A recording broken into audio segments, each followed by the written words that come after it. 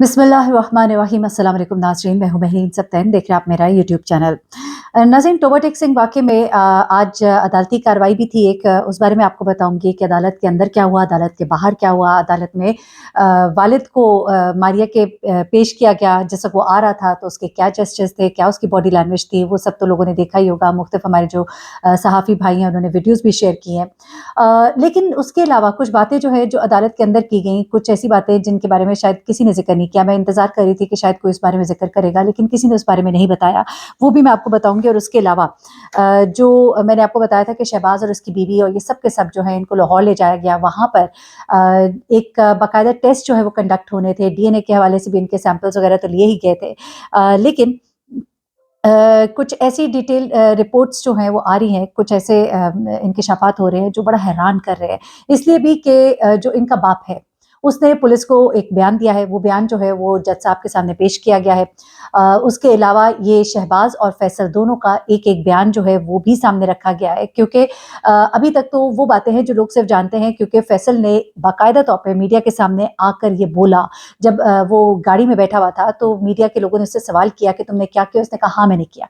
यानी कि उसने अपना बाकायदा इकरार किया। ये सब कुछ कहते और सुनते तो लोगों ने देख ही लिया। उसके बाद इसके बाप ने जब इसके बाप से सवाल किया गया कि तुमने ये क्या किया? तुम्हें शर्म नहीं आ रही? तो उसने कहा मैंने कुछ नहीं किया।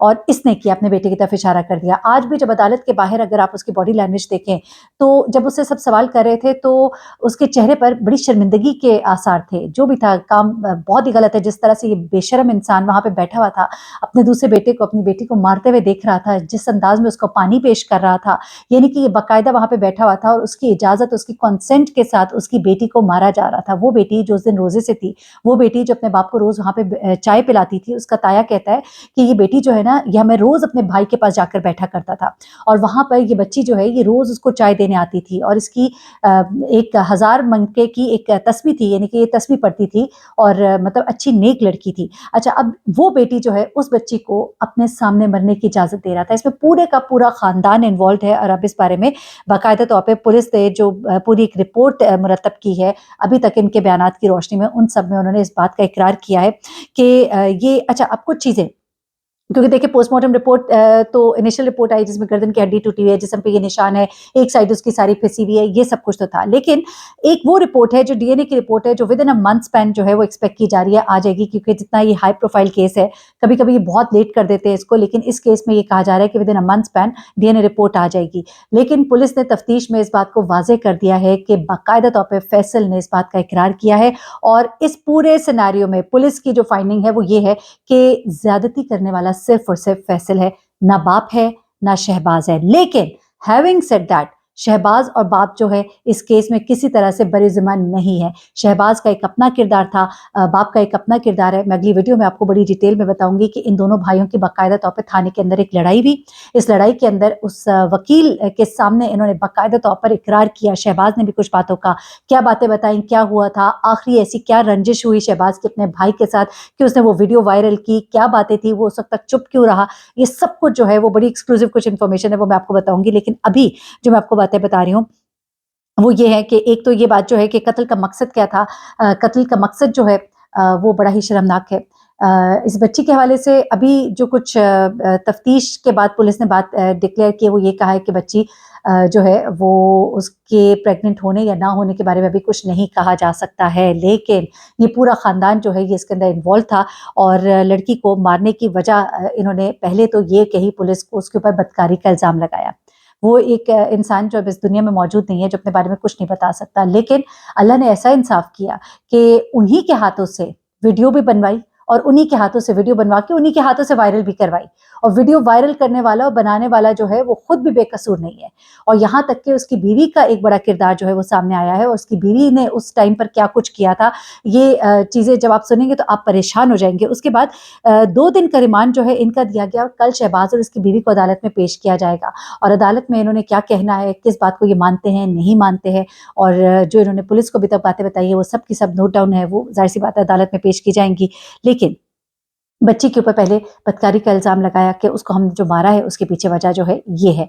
और उसका जो वालिद है वालिद ने अदालत के अंदर जो है वो बिल्कुल खामोश रहा। उसकी बॉडी लैंग्वेज जो है वहाँ पे मौजूद जो कुछ सहाफ़ी भाई और जो लोग वहाँ पे मौजूद थे, उनका ये कहना है कि वो किसी भी बात का जवाब नहीं दे रहा था, मुसलसल नीचे देखा जा रहा था और खामोश था, जैसे एक इंसान ने गिव अप कर दिया हो, चल वो सकता नहीं था। रेहड़ी पे उसको ले जाया जा रहा था, यानी कि उसकी व्हीलचेयर पे, और व्हीलचेयर पे उसको अदालत में पेश किया गया। अब वो जितना मर्ज़ी एक्टिंग करे शर्मिंदा होने की, अब उसको पता है कि मेरी आखिर आ गई है और अपने बेटों के हाथों ही मुझे ज़लील होना था, मकसूद था, लेकिन बेटों के हाथों क्या ज़लील होना था, खुद उसने भी कोई कसर नहीं छोड़ी। अच्छा, उसके बाद एक और चीज़ जो है, वो ये है कि पुलिस कस्टडी में इसकी जो बीवी है, उससे कुछ क्रॉस क्वेश्चनिंग की गई, शहबाज़ की बीवी से। वहाँ पर उसने कुछ ऐसी बातें बताई जो उसने इससे पहले नहीं बताई थी। उसने मारिया के कुछ ऐसे मामलात जो मारिया ने उसको बताए थे, वो उसने बताए जिसमें उसका शौहर जो है, उसके बारे में भी कुछ बातें सामने आ रही हैं। ये सब बातें जो है ये बड़ी ही आप कहिए कि एक जलेबी बनती जा रही है, लेकिन पुलिस का ये कहना है कि इसमें किसी तरह से भी ये लड़का जो है, ये बरी-ज़िम्मा नहीं है शहबाज़, और इसी वजह से हमने उसको पकड़ा भी है और इसी वजह से हम उसका रिमांड भी ले रहे हैं। उनका भी पुलिस की कोशिश है कि 6 दिन का रिमांड दिया जाए शहबाज़ का। दरअसल मैं दूसरी वीडियो के अंदर आपको पूरी चीज़ें डिटेल से बताना चाहती हूँ। इनके ताई का मैंने आपको बताया था पहले भी कि किस तरह से ताई ने बाकायदा तौर पे इंकशाफ किया कि मैं दरवाज़े को धक्का मार के अंदर गई। मेरी गुज़िश्ता वीडियो अगर आप देखेंगे उसमें उन्होंने कहा मैं धक्का मार कर अंदर गई और मैंने जाकर कहा कि भई क्या हो रहा है? और फिर मैंने उसको देखा कि उसकी हालत बहुत बुरी थी और मैंने उसको पानी पिलाया, उसने एक हिचकी ली और उसके बाद वो साकित हो गई, लेकिन उसका सीना गर्म था, वो ज़िंदा थी उस वक़्त। फिर वो कहते कि हम तो इसको लेके अस्पताल भी गए, हम एम्बुलेंस में डाल के लेके गए, लेकिन वो कहती कि शहबाज़ जो है वहाँ पे मुसलसल झूठ बोल रहा था। ताई का ये कहना है कि ये शहबाज़ जो है, ये तो इसको अस्पताल ले जाने का कह रहा था पहले, जबकि ये वहीं पे मौजूद थी। उसके बाद वो कहती कि उसने इसको चुपचाप करके दफ़ना दिया। तो अगर कसूरवार फैसल है तो शहबाज़ भी उनके मुताबिक मुकम्मल का कसूरवार है, उसके अलावा बराबर का माज़रत के साथ। उसके बाद इसका जो कज़न है उसने भी इस बात का इंकशाफ किया कि शहबाज़ जो है ये इधर ही रहता था। शहबाज़ जो झूठ बोल रहा था कि मैं यहाँ पर रहता ही नहीं था, मैं तो यहाँ पर आया तो मेरी बहन ने बताया कि इतने अरसे से ये सब कुछ हो रहा है। क्योंकि 2-3 महीने से अगर ये सब कुछ हो रहा था तो कहीं तो बहन ने कोई तो बात की होगी ना, जब इतने बड़े ट्रॉमे से वो गुज़री होगी। लेकिन उसने इस बात से इनकार कर दिया। उसने कहा कि मैं तो यहाँ पर था ही नहीं, जबकि उसके रिश्तेदार सब कह रहे हैं कि रोज़ हम इसको यहाँ से मोटर बाइक निकाल कर, इस घर से निकल कर काम पर जाते हुए देखते थे और ये रोज़ काम से वापस आता था। तो ये सरासर झूठ है कि यहाँ पर मौजूद ही नहीं था। उसके अलावा कुछ चीज़ें जो हैं इस कमरे से मिली हैं और वो कमरा जो है इसका जब मैंने उसका पूरा एक देखा, तस्वीरी खाका भी और वीडियो भी उसकी देखी। वो कमरा जो है एक छोटा-सा खौफ़नाक सा कमरा है। उस कमरे को देख कर वैसे ही एक खौफ़ सा आता है।